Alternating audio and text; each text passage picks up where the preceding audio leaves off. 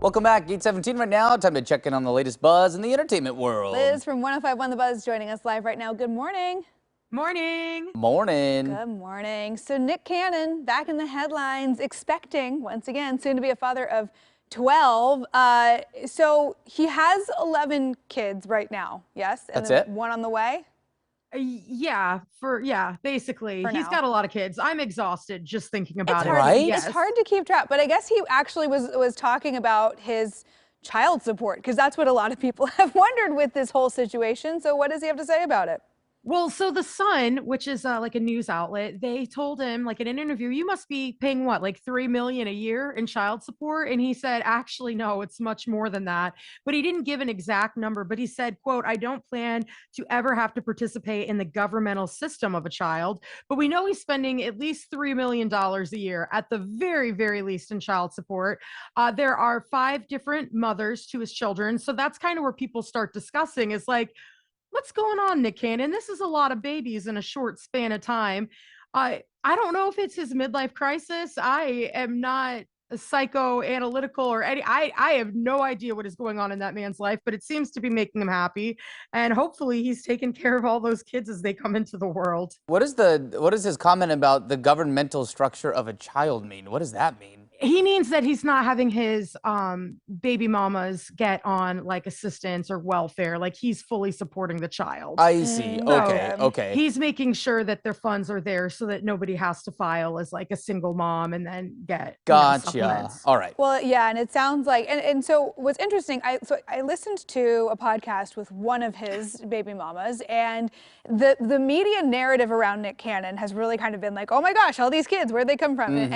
And from her perspective anyways, it was at least sounding like it was much more intentional than people would think, that after he and Mariah Carey split up, that he decided he wanted to have multiple relationships with multiple women and wasn't looking to find one person anymore. And so like this has been a conscious choice for him. So it sounds like, you know, they're not having to go through the courts for anything. He's supporting all these kids and they're all still kind of in relationships in whatever way. So yeah, you know, it works for all of them, good for them. I guess that's a lot of kids, though, to keep up with, to remember birthdays, doctor's appointments, who's got a big game win, supporting a band concert. Yeah. I mean, I give nothing but support and hope nothing but the best for those kids. I'm a huge fan of Sister Wives on TLC, though. Right. So I kind of wonder if that's maybe kind of a route that he's taking. Is it, I have no idea. Sooner rather than later, he's going to need to like build a compound and put them all in one spot because just traveling to get to all these families must be exhausting. Yeah. Absolutely. I couldn't imagine. I have 1 kid and I'm exhausted almost every single day. I have no kids. And the thought of a kid is like, whoa. I was about to say, I have none, and that still seems like a lot. All right, switching gears now, talking about the Christmas season. So Mariah Carey, long been known as the Queen of Christmas. This is apparently up for debate.